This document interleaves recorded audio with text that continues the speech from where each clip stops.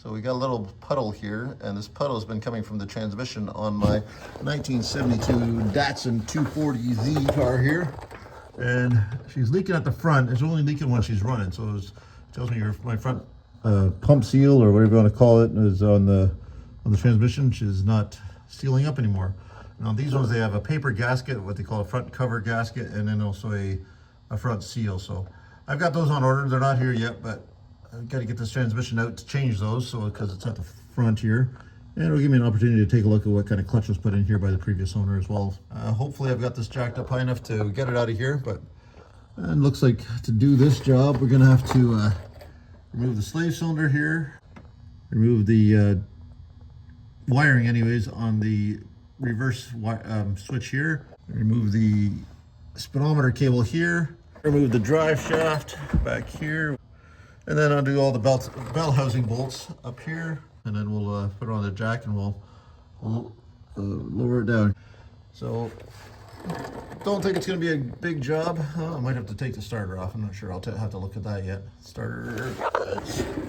And yeah, it looks like the starter bolts to the transmission as well. So we'll have to take that off as well. So we got a little bit of work ahead of us. All right, we got the bolts taken out of the drive shaft at the back by the rear diff. Let's see if we can get this thing loose. And, still, all the bolts are out of there, but she still doesn't want to come free. And I just put this thing not long ago, and it's not been driven too much since it's been put in. So we'll have to break it loose somehow. All right, we got her loose. Now we should just be able to slide this back, and the drive shaft is out of the way, and then we just go on to the next step. All right, next we got to take the starter off here. The battery's been disconnected. Always make sure you disconnect your battery. And I can try to show you this and do it at the same time. All right, we got a ratchet on there. I'm not sure how hard this is going to be because I've not done this one myself. It's not bad.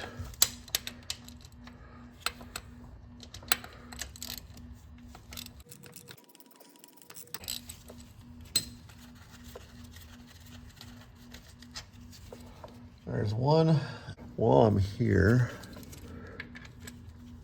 we're going to undo the slave cylinder at the same time right now, because that's also a 14 mil bolt on that one. Holy crap, I don't remember tightening them up that much. There we go. Sorry if I move the camera where to a point you can't see it. Everything is a little tight when you're underneath the car. So do that one as well with my hand here. Holy crap. All right, that's not coming loose. See if we can get, oh, almost dropped it on my face. That's always good. All right, we got the slave cylinder undone. We got the starter bolt out of the bottom of the starter. Now we got to go to the top side and take the top bolt out of the starter. And if it's the same size as the bottom one, she's going to be a 14 mil or 9/16. But I'm not 100% it is, so let's go take a look. Well, that's the bolt I need, or the nut I need to get off there. And it's dialed down underneath the fuel filter, underneath the heater hoses. So grabbed an offset wrench there, 9/16 in this case. 9/16, 14 mil, pretty much same thing. And so I can show you this and do the job at the same time. Okay, that is on there. And see if she'll break loose for me. Oh, yeah, it's not bad. So we're gonna have to do a little bit of finagling, if that's the word. I might have to go get a different tool. I'll be right back. Going with the ratcheting wrench. I love this thing. It doesn't always work, but in tight spots like this, a good thing to have around. I'm not loose enough to get the hand now. Nope, not quite. Well, we're trying to keep working on getting that off. All right, we got the bolts out. Hopefully you can see this on the camera. I've got it set up there a little bit.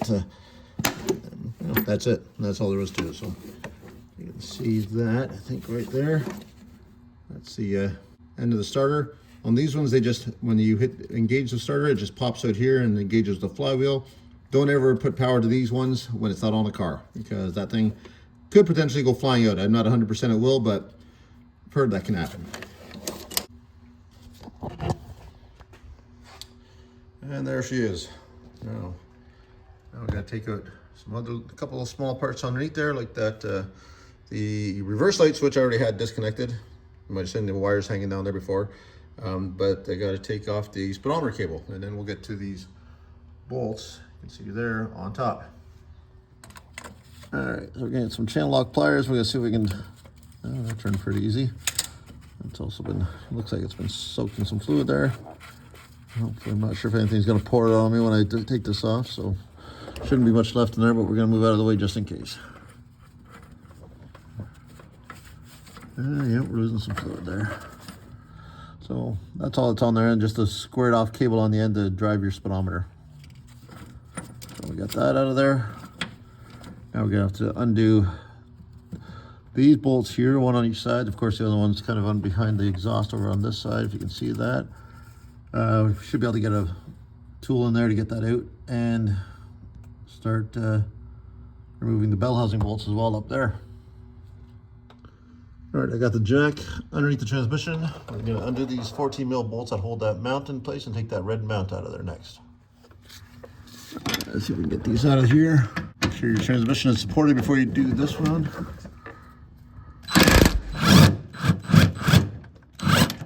There's one bolt. Looks like that exhaust is gonna get in the way. We're gonna have to get the creative on that one. Okay, we've got that red mount out of there. Pretty much the next step is to start moving the bell housing bolts.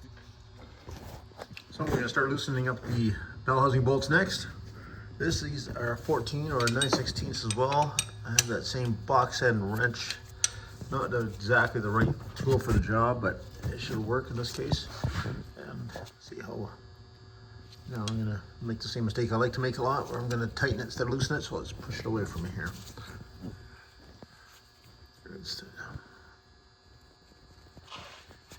There we go.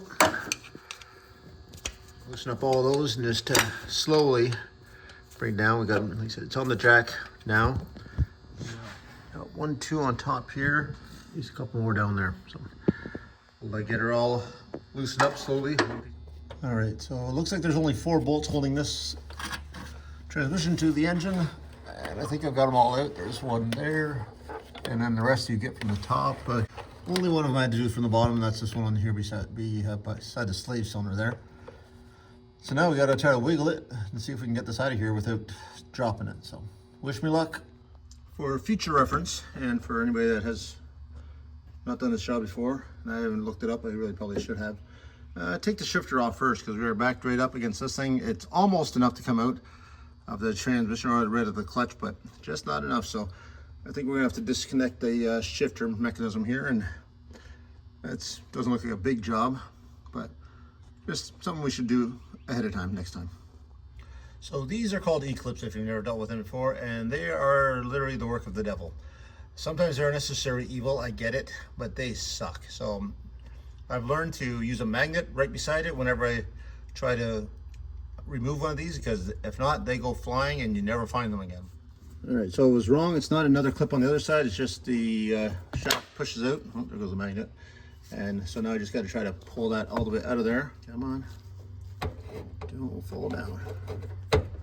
Almost. A little bit more. And she's out. Now we got her.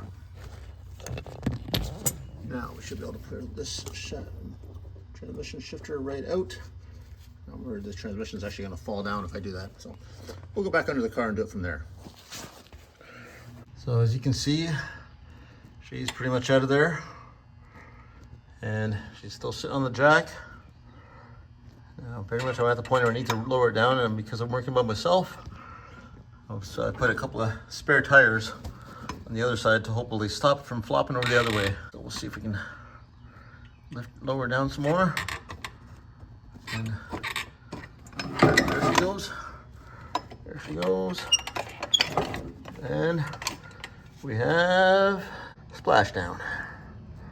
And I think we're all right. Now I'm just gonna have to slide it off this jack so I have just enough room to slide it out from underneath the car. So just enough room to slide it past the subframe. with the once I got off the jack. So now I just got to drag it out from under here. But of course, I spilled my fluid in the process. And I didn't figure there'd be much fluid in there, so I didn't worry about draining it. Do yourself a favor, drain the fluid first, or at least check it. I figured that most of it had pumped out already and it was not too much left in there, but I was very wrong, because as I kept tilting it down, it just kept pouring more fluid out, and then when I actually got the transmission out, it spilled it anyway. So now I got a mess to clean up. We'll drag this thing out of here, and then I'll show you that clutch in there. I believe we've got a center force clutch in there. Oh, there she is. This one is a 5-speed out of the 77 Datsun 280, I believe, from what former owner told me. And I believe she's leaking on the front end here, probably right where those bolts there. I'm gonna have to take those off. So we'll just slide this mechanism, or take that out somehow. I'm sure that's not too bad to do. And then there's gonna be another seal behind that. So there's a gasket there and a seal. So we're gonna replace both of those while we're in there. And we'll slide under here and take a look at what clutch we got. And here's our clutch, definitely a center force. There's got some writing on there. I'm just trying to read what that says. I might have to go back and look at this video and take a closer look at it afterwards. Oh, I think it says center force. I think it might be an aluminum flywheel too. It's hard to say for sure, but I'm pretty sure that's an aluminum flywheel. I'm not going to take it off to double check everything, but geez, I don't know if there's any part numbers on here. I'm going to take a look, but it's I believe this is the weighted one. You can see those weights. Let's see if I can show you. Those weights are loose, and as it spins faster, they're supposed to get tighter from what I remember on these things. I don't know if this thing here, when I was pulling the transmission off, I think I might have pulled this down somewhat. So see if I can push that back up into place. There it goes. Yeah, so not a big deal. I'll try and look at the back of the flywheel where the starter's set. And that to me looks like this is an aftermarket flywheel. I don't think that's stock, and I'm gonna say that's probably aluminum. I'm gonna grab that magnet I had earlier and see if it sticks.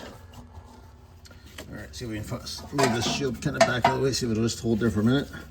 We got a magnet. She sticks that piece for sure.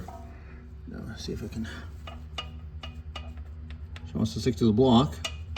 She wants to stick to the ring gear. She does not stick. Does not stick to that piece right there. Ladies and gentlemen, we have an aluminum flywheel as well. Oh, isn't that nice? Well, it's a few days later, and we're gonna get this transmission off the ground. We got all the parts in that I think I need for it. We gotta pick it up, get it at a workable height. And but before I do that, I need to drain the fluid out of it. I'm gonna see if I can get my chain fall hooked up to this transmission, and we'll see if we can pick this up, tilt it back enough to drain the fluid just at the tailstock. And because I think I tried to pull the plug out of this one before and it was not cooperating. So we'll, one or another, we'll get the fluid out of this thing and we'll start swapping seals. All right, we got it on the chain fall. We're gonna see if we can get it set on this bench here.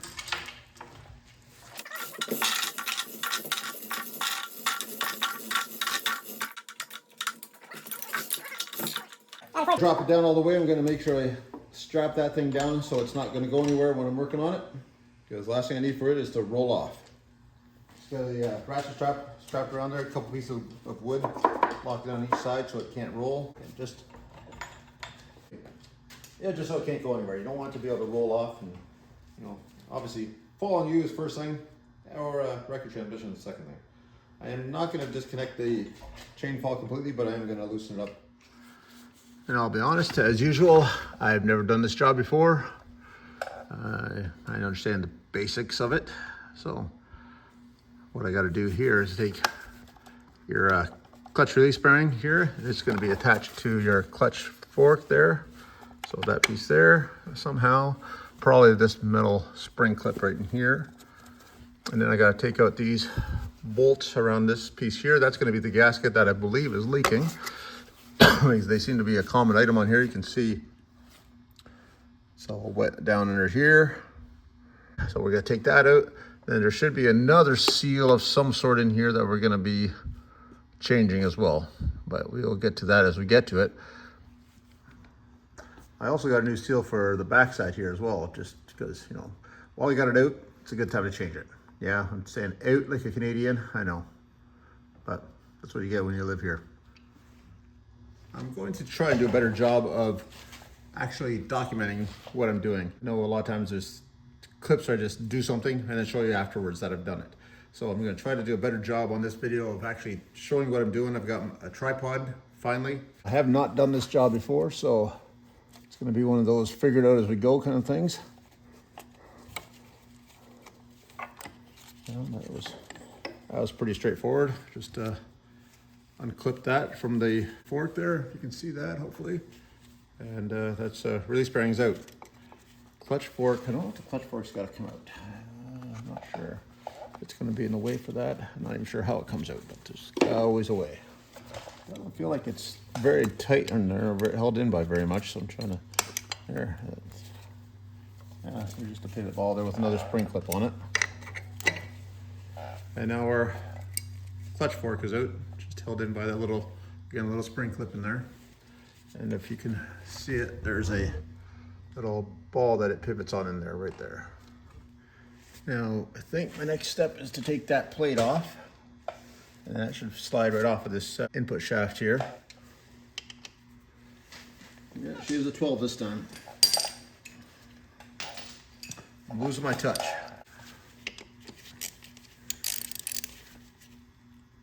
Of course, you got to be a little bit tight. That's it back. And just so you know, I did tip this thing back after I got it up in the air on the chain fall. Just literally just picked up the front end of it so it could dump out any excess fluid that I could. It probably still has some in the bottom of it, but hopefully it's low enough that it's not gonna make a mess when I do this. There we go. I think all 5 are loose. You can smell the fluid. And there's 5. Now we'll see how hard it is to come out of there. We're just gonna go tap it a little bit. Nothing crazy. I should clean off my hammer first. I can get all that crap in there.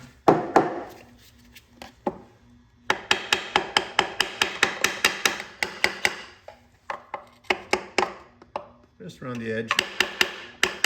Don't want to break it. Let's see if she comes loose now. Nope.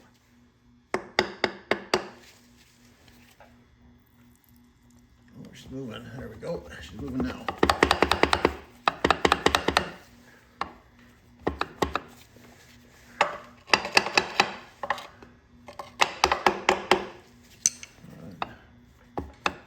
Let's see if we can break that side loose. There we go. Just stuck on that side. All right. There you have it. Now, that does not look good there. You see all that crap in there? Doesn't make me feel very warm and fuzzy, and that's obviously coming from, so that goes on like this. So that's coming from in this area here. So either there's somebody filled it with a bunch of goop. That's not a good thing. The transmission itself has felt fine, but when I've been moving the car around, but I haven't really done a lot of driving with it yet. So I'm gonna have to maybe do a little more research before I put this all back together and see what the cause of that is. I'm not sure if you can see this or not. Let's see if I can wipe this off here, but this looks very stringy. So I think somebody siliconed this. I think that's all silicone. I think that's just literally silicone. There's some kind of ring. I'm gonna probably want to keep that. The other seal that I got is probably the seal that's gonna go right in here. So there's another small seal that I was able to find, and I wasn't sure where it was gonna go, but I'm guessing it's probably that seal, and that might be where the leak is coming from.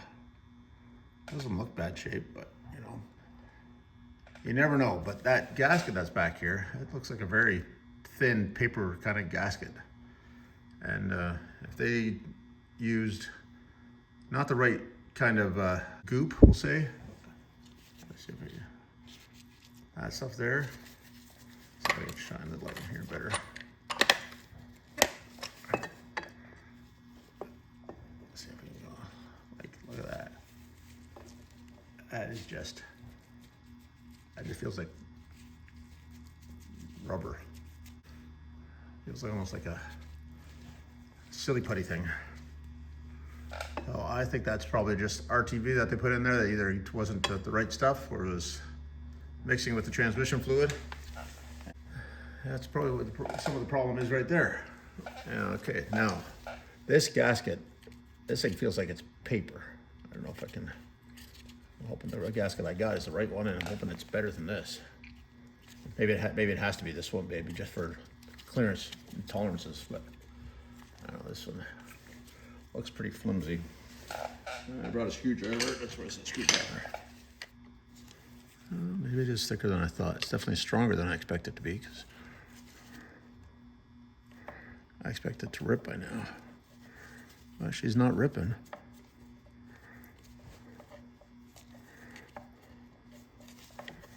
Just trying not to scratch the surface either at the same time.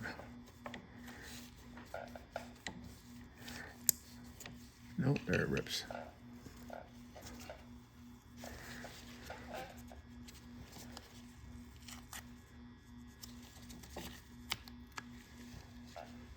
It's thicker than I expect it to be, but still like a almost like a cork gasket that's aged. It's probably old.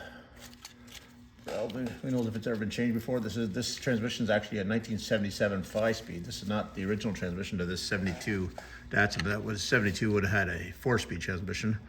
This one is a 5-speed, I'm told. And so we're gonna clean that up.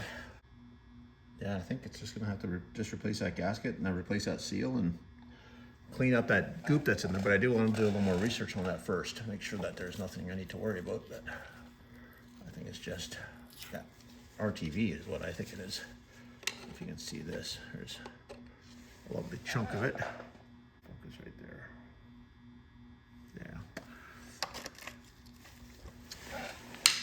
Yeah. Take a look what I just found, guys. No, I think this transmission might have been overhauled before, because I believe, see if you can focus on that.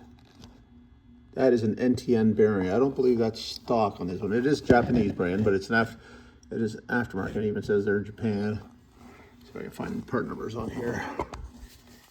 See if we can just zoom in on this a little bit. Let's see if we can get more information here. Yeah, 6306. That is a aftermarket part number. But I bet you this thing has been overhauled before. She is, which is, I guess, a good thing. But you can, oops, going too far out here. But she spins nice. She got a little bit of shaft play in and out, but I think that's normal. Tell me if it's not. But by the time you see this video, it's probably gonna be too late, because it's probably gonna be back in the car. So, but let me know either way. I don't think that gasket was the original one, but man, it fought me like it was. That thing was stuck on there, especially around all the bolt holes. It did not want to come off. And I'm not even really happy with how it is now, but my arms are killing me from scraping this off for the last hour. So we'll probably do a little bit more tomorrow or this weekend when we get the proper stuff to put on it, because I don't want to use just regular RTV. You know, make sure you use the right stuff. In these cases, there is I think a case half kind of silicone that would probably be a better application fit for this one. Whatever I do end up getting, I'll do some more research, make sure I get the right stuff, and I'll let you know what it is when I get my hands on some.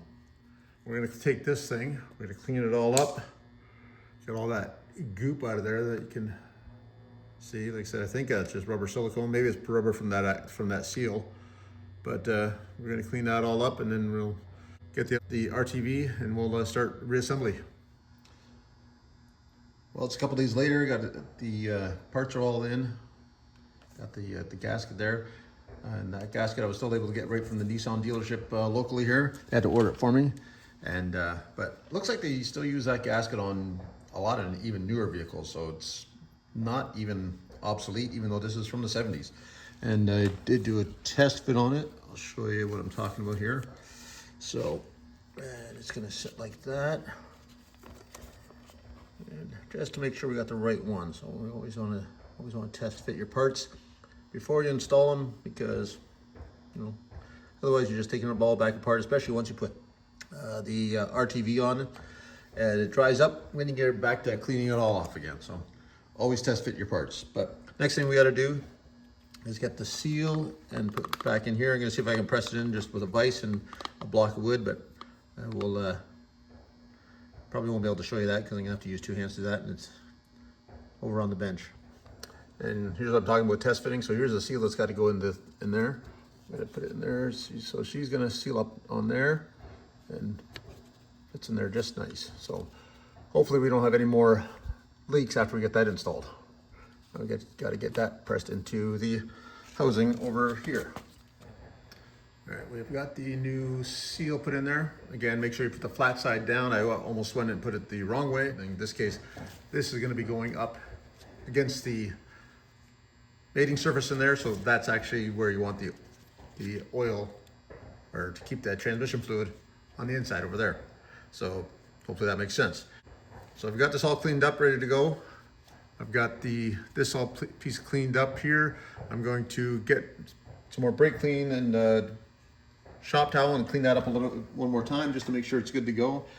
Before I forget, part number I'm used for that cover seal there is a 1981, not the year. There's a better picture of that, and that I was able to get locally. Surprised I still was able to get that so easily.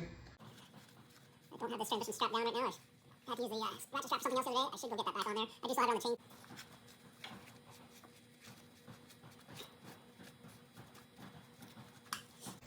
I'm also going to clean up the bearing retaining ring there. That's got to go back into the cover there before you put it back on, to seat against this bearing down here. So before you put it back together, make sure you have that in there. Don't forget about it. So that piece, just so you can see it there, that just sits in there like that. I don't think, from looking at it, I don't think it matters which way it goes. But make sure you don't forget that piece. Mentioned earlier, it looked like the last person that had this apart used some RTV in there. When it comes to transmissions, you cannot use the wrong one, or the regular RTV for an engine. Transmission fluid has different properties and it will break it down. You can, and that's what I think happened on that one. And that's why I think I had a bunch of rubber in there. So what I'm using is and I'm gonna mispronounce this, a anaerobic gasket maker. And if you look on there, ideal for aluminum and cast flanges, and it will, where does it say in here? So it can be used for water pumps, thermostat housings, transmission pans, transmission case covers, transaxle casings, etc. there. So that's the kind of stuff you want to make sure you can use. You could probably also use a RTV that meant for gear oil. I think that would work, but the gear oil one's actually cheaper as well. But this is the stuff I had available, so this is what I'm using. What I'm going to do in this case, I'm just going to take the cap off of this stuff and put a little bit on that anaerobic gasket maker. I'm going to put a little on my finger. I'm going to spread it around the sealing area of where the gasket sits on that flange, and just all the way around the edge. Looks like jam or jelly, depending on where you come from. Just gonna spread it around. The instructions, it says to dress the gasket, but I'm gonna put it on here, and also do the same thing on the transmission side. I don't want to put it on too thick, but I want to make sure that this thing never leaks again. And I don't know if it was leaking from here or if it was leaking from the seal. When it comes to RTV and stuff, this stuff is a little more expensive than the usual stuff. So hopefully it does its job, and hopefully it works well. So I don't want to put it on thick. I want just a thin layer all the way around. Just a little insurance.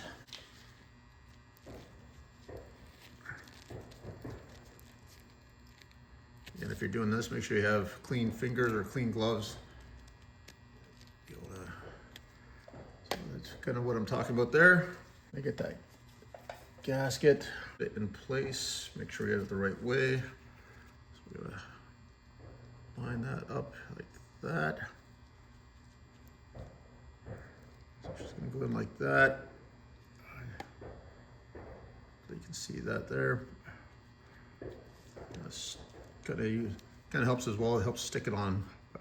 I just want it around the outer edge just to help seal it from ever leaking again.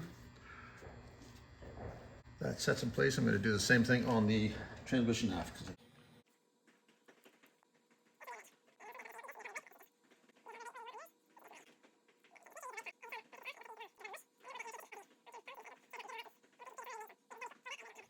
Okay, so that is ready to go. Now, before we put this together, a couple things. I don't know if you saw I took it apart. There's two different type of bolts. There's 4 of these and 1 of these. They're not much difference, but I'll line up the heads there. You can see one is slightly longer.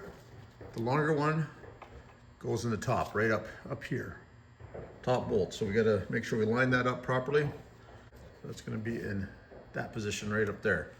And we're going to put the rest of the bolts through here with the gasket held in to help hold the gasket in place. And we got to make sure we don't forget that shim. There. All right, we got the shim is in place. I think we're ready to pop this thing in. Hope everything stays together. That shim stays in there. No, the shim wants to fall out. Come on. I knew that was going to happen. Okay, so what I did is I tilted up the back of the transmission a little bit to try to keep everything in place, and while we're doing, so hopefully that shim will stay in there. So we'll try this again. I got the shim in place. Line that up like so.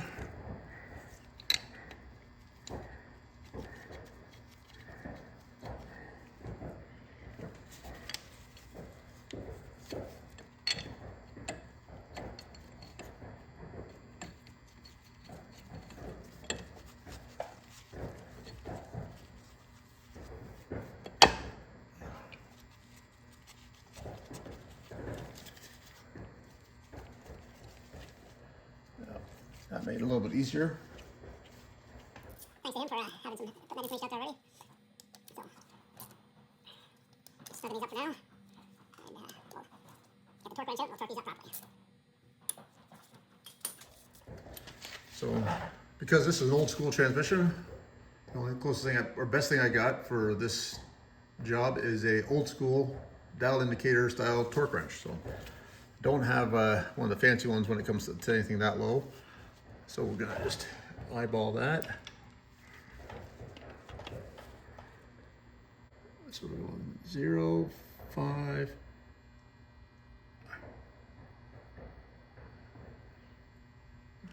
There's 10. We'll just do that same thing all the way around until we get it all where it needs to be.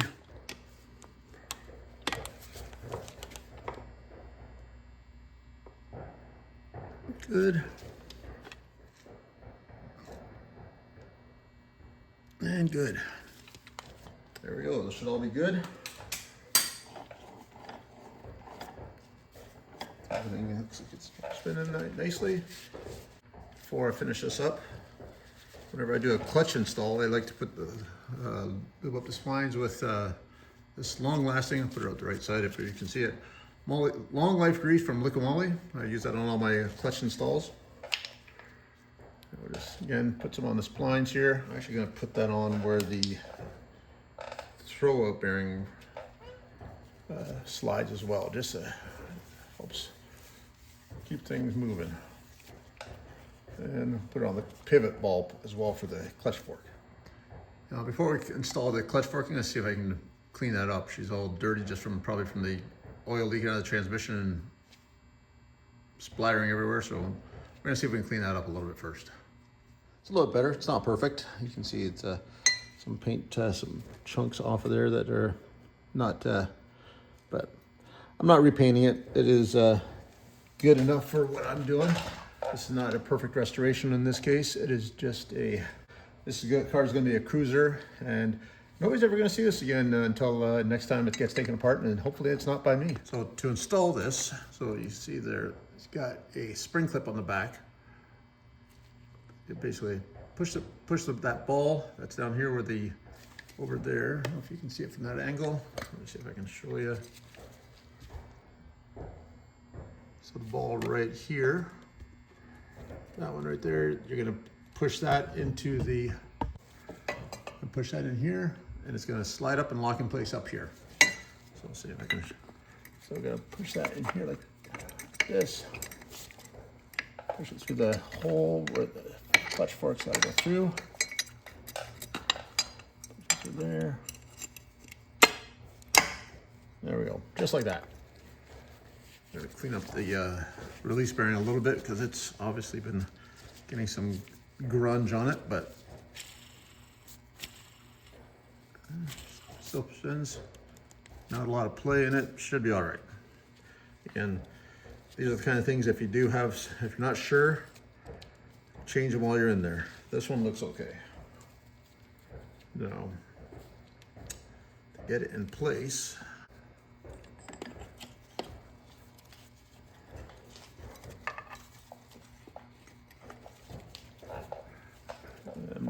I'm just trying to figure this out myself, so bear with me a second. We'll see if we can, and I'll see if I can tell you how to do it. Yeah,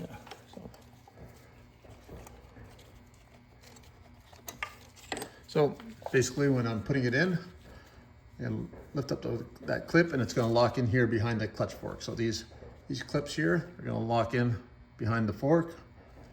I'm gonna put it in. Lock in one side, turn it,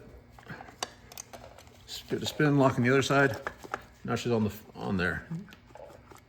So when you push on so the clutch is going to push on this. When you push your slave, it's going to push it like that.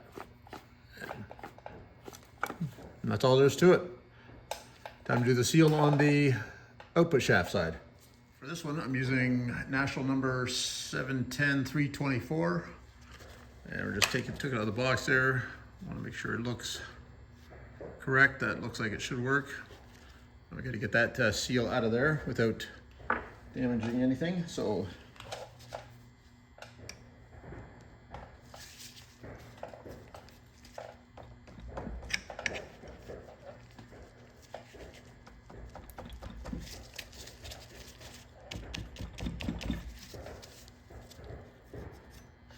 make sure I'm not wrecking the outer ring there as well, so might have to get a screwdriver or something else to put behind there.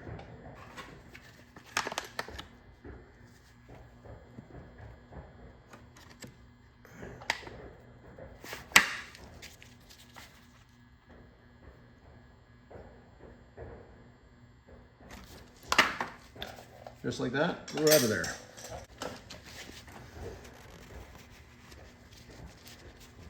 Somebody's left marks in this thing before from changing the seal, because I don't think that was me. But it's just on the outer ridge there, so it should be all right. I'm gonna take a little bit of that locomotive grease there I had before. I'm gonna put it around the outer ridge of that, just to help it slide in better.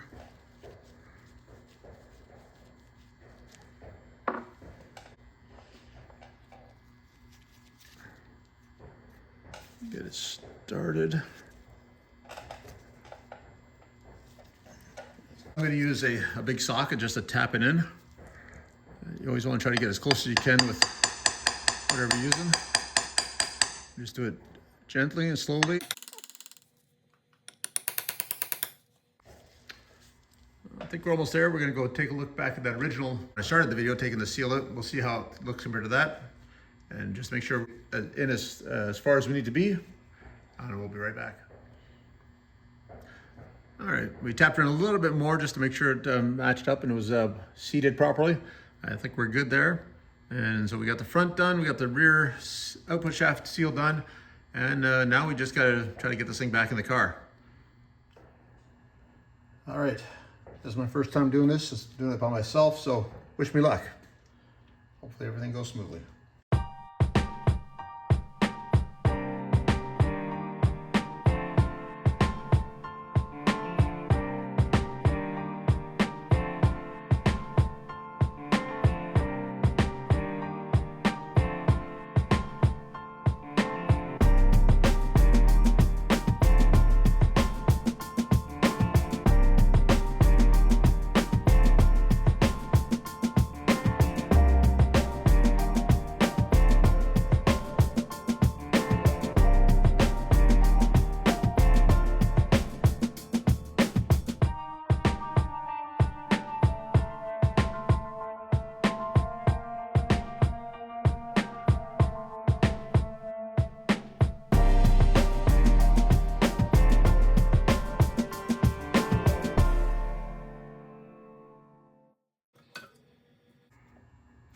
can't turn the output shaft on the transmission now, so I think we're locked in the splines, which is a good thing.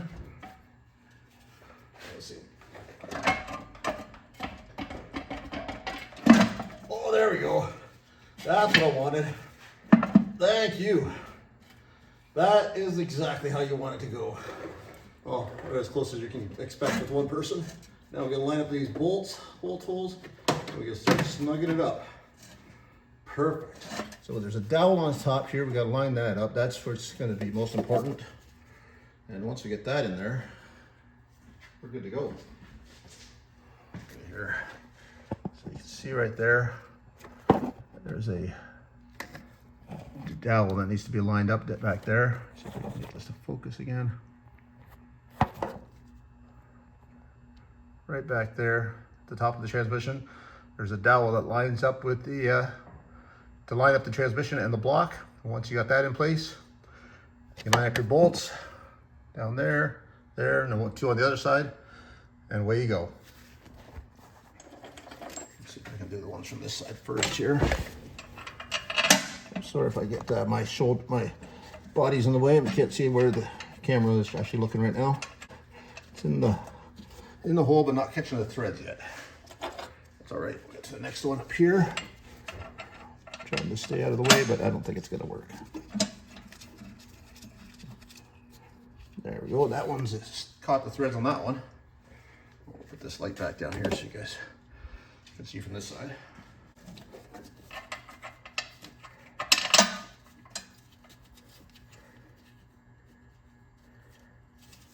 That one started.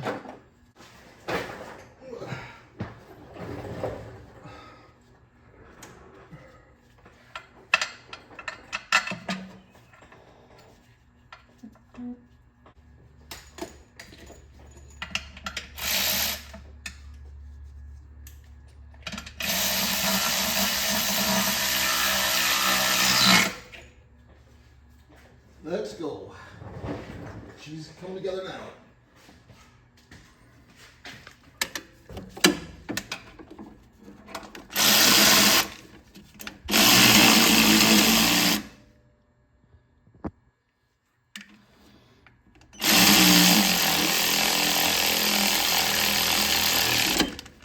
Look at that.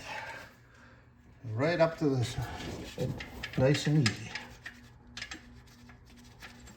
Should be able to do the bottom one here as well. And I might be able to reach across and do this one from this side.